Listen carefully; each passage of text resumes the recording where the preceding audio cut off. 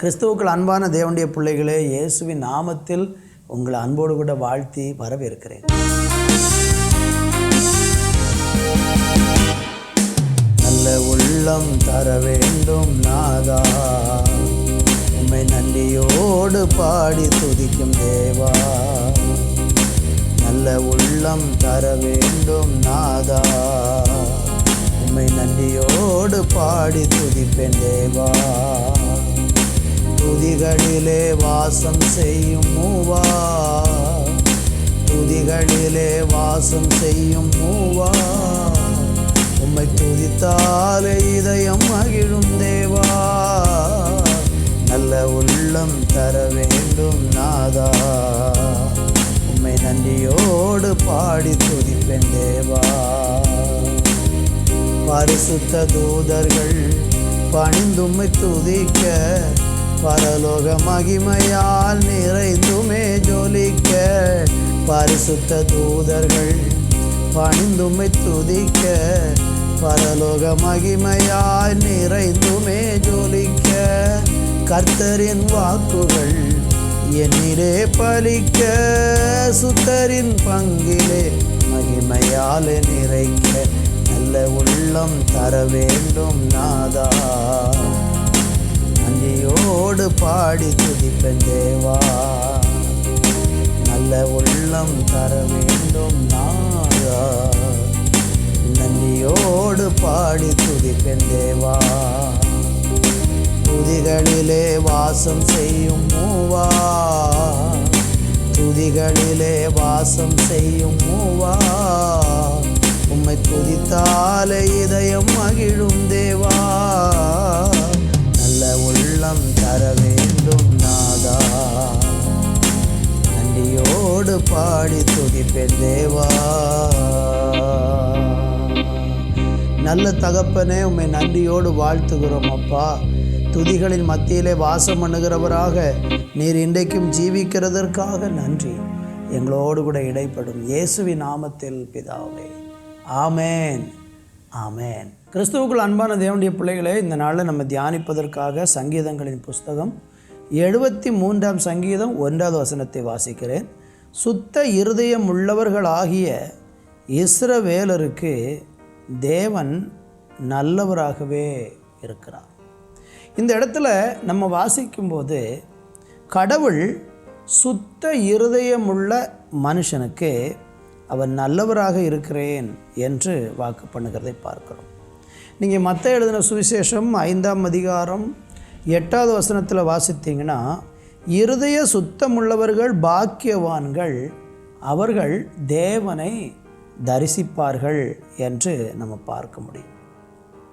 சங்கீதக்காரன் தாவீது கூட 51ஆம் சங்கீதத்தில் 10வது வசனத்தில் சொல்கிறார், தேவனே சுத்த இருதயத்தை என்னிலே சிருஷ்டியும், நிலைவரமான ஆவி என் உள்ளத்திலே புதுப்பியும் என்று ஜெபிக்கிறதை பார்க்கிறோம்.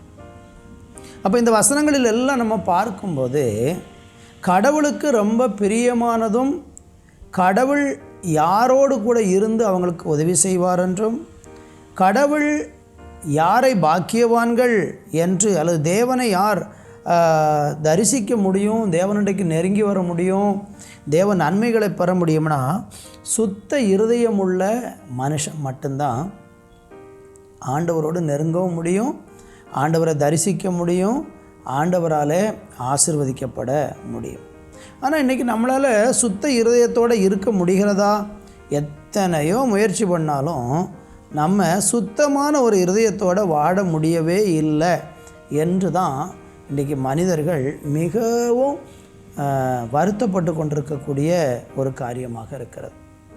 பைபிளை படித்தீங்கன்னா மனுஷனுடைய இருதயமானது மகா கேடு உள்ளது என்று ஆண்டவருடைய வார்த்தை சொல்லுகிறதை பார்க்க முடிகிறது. அருமையானவர்களே, மனுஷனுடைய இருதயம் அப்படிப்பட்டதாக இருக்கிறது. எரேமியா தீர்க்க தரிசனத்தில் 17ஆம் அதிகாரம் 9வது வசனத்தில் வாசிக்கும்போது, எல்லாவற்றை பார்க்கலும் இருதயமோ திருக்குள்ளதும் மகா கேடு உள்ளதுமாக இருக்கிறது, அதை அறியத்தக்கவன் யார்? வெளியில் நடக்கிறது எல்லாம் நம்ம பார்க்குறோம், அல்லது மற்றவங்கள்ட்ட மற்றவங்களும் நம்முடைய செயல்களை பார்க்குறாங்க. நம்ம உள்ளத்துக்குள்ளே என்ன நடக்கு என்பது நிறைய பேருக்கு தெரியாது.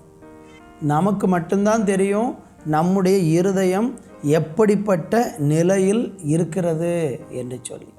நம்முடைய இருதயம் மகா கேடுள்ளதும் திருக்குள்ளதுமாக இருக்கும் என்றால் இந்த இருதயத்திற்கு ஒரு சுத்தம் அவசியமாக இருக்கிறது. நம்முடைய இருதயத்தை யார் சுத்தம் பண்ண முடியும்? பூமியில் எந்த மனுஷன் நினைச்சாலும் நம்ம இருதயத்தை சுத்தம் பண்ணவே முடியாது. சங்கீதக்காரன் அதனால தான் சொல்கிறாரு, எனக்கு சுத்தமான ஒரு இருதயத்தை என்னில் சிருஷ்டியும் நிலைவரமான ஆவியை என்னில் தாங்கும்படி செய்யும் என்று சொல்லுகிறதை பார்க்கிறோம். அருமையானவர்களே, நாம் அந்த தேவன் விரும்புகிறதான அந்த சுத்த இருதயம் நமக்குள்ளே உண்டாகணும்னா ஆண்டவர் நமக்குள்ளே வந்து வாசம் பண்ண வேண்டும். நீங்கள் 1 கொரிந்தியருக்கு எழுதின நிருபத்தில் படித்து பார்த்தீங்கன்னா அங்கு வேதம் சொல்லுகிறது, நீங்கள் தேவனுடைய ஆலயம் என்றும் தேவனுடைய ஆவியானவர் உங்களில் வாசமாயிருக்கிறார் என்றும் நீங்கள் அறியாமல் இருக்கிறீர்களா என்று வேதம் நமக்கு சொல்லுகிறதை பார்க்கிறோம். கர்த்தருக்கு மகிமை. 3:16 படித்து பாருங்கள். 1 கொரிந்தியர் 3:16 நீங்கள் தேவனுடைய ஆலயமாக இருக்கிறீர்கள் என்றும் தேவனுடைய ஆவி உங்களில் வாசமாயிருக்கிறார் என்றும் அறியாமல் இருக்கிறீர்களா. அப்போது நம்ம இருதயத்துக்குள்ளே ஆண்டவர் வரணும். இந்த இருதயத்தை நீங்கள் எந்த விதத்தில் சுத்தம் பண்ணணும்னு நினச்சாலும் நம்முடைய இருதயத்தை சுத்தம் பண்ணவே முடியாது. இருதயத்தை சுத்தம் பண்ணுகிறது யார் என்றால் கர்த்தர் மாத்திரம்தான் நம்முடைய இருதயத்தை சுத்தம் பண்ண முடியுமே தவிர வேறு யாரும் நம்முடைய இருதயத்தை ஆமேன் சுத்தம் பண்ணவே முடியாது. யாக்கோபு தன் நிருபத்தில் 4:8 சொல்கிறார், தேவனிடத்தில் சேருங்கள், அப்பொழுது அவர் உங்களிடத்தில் சேருவார். பாவிகளே உங்கள் கைகளை சுத்திகரியுங்கள், இருமனமுள்ளவர்களே உங்கள் இருதயத்தை பரிசுத்தமாக்குங்கள். அப்போது நம்முடைய இருதயம் சுத்தமாக வேண்டியது அவசியம். யாரெல்லாம் ஆண்டவரிடத்தில் வருகிறார்களோ அந்த மனுஷனுடைய இருதயம் சுத்தமாக மாறும்.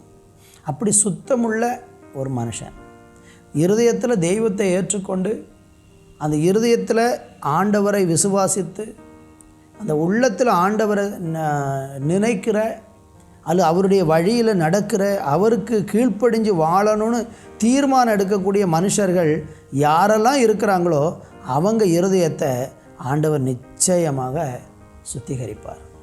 சுத்திகரிச்சிட்டார்னா நம்ம இருதயம் ஆண்டவரோடு கூட ஐக்கியமாக இருக்கும். நம்முடைய ஆசைகள் விருப்பங்கள் நம்முடைய தேவைகள் எல்லாத்தையும் ஆண்டவர் நமக்கு நிறைவேற்றுவார். இப்போ கர்த்தர் விரும்புகிறது சுத்தமான ஒரு இருதயம். நீங்கள் உங்களை இருதயத்தை சுத்தம் பண்ணிக்கொள்ள முடியாது, ஆண்டவர் மட்டும்தான் சுத்தமாக்க முடியும். ஆண்டவர்கிட்ட கேட்கணும், ஆண்டவரே எனக்கு ஒரு பரிசுத்த இருதயத்தை தாங்க.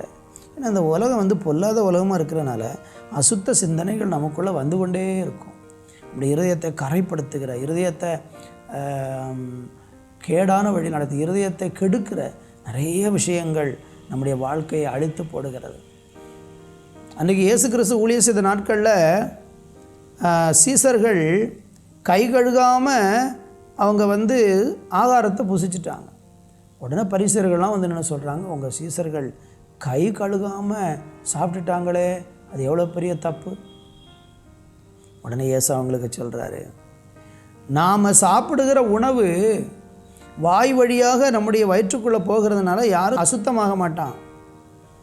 நம்முடைய இருதயத்திலிருந்து புறப்படக்கூடிய அசுத்தமான செயல்கள் தான் ஒரு மனுஷனுடைய வாழ்க்கையவே அசுத்தமாக்கும் என்று சொல்லி ஆண்டவர் அவங்களை எச்சரித்து சொல்கிறார். அப்போ இங்கேருந்து தான் அசுத்தம் வெளியே வருகிறது. அப்போ உள்ளதான் நமக்கு சுத்திகரிப்பு தேவை. வெளியில் நம்ம எவ்வளவு சுத்தமாக நம்மளை சரீரத்தை வைத்து கொண்டாலும் இந்த சரீரம் ஒரு நாள் மண்ணுக்கு தான் போகுது. ஆனால் நம்முடைய ஆத்மா விலையேறப்பட்டது, அது சுத்தமாக்கப்பட வேண்டிய அவசியம். இன்றைக்கு அந்த சுத்தத்தை நீங்கள் விரும்புகிறீங்க. அந்த இருதய சுத்தம் உள்ளவர்களாகிய நமக்கு தேவன் நல்லவராகவே இருக்க விரும்புகிறாரு. எனக்கு உங்கள் வாழ்க்கையை ஒப்பு கொடுங்க. நல்ல தகப்பனே, யார் யார் இருதய சுத்தம் எனக்கு வேணும் என்று ஆசைப்படுறாங்களோ அவங்களுடைய இருதயம் இன்றைக்கு இயேசுவின் நாமத்தில் சுத்தமாவதாக. இயேசுவின் நாமத்தில் பிதாவே, ஆமேன், ஆமேன்.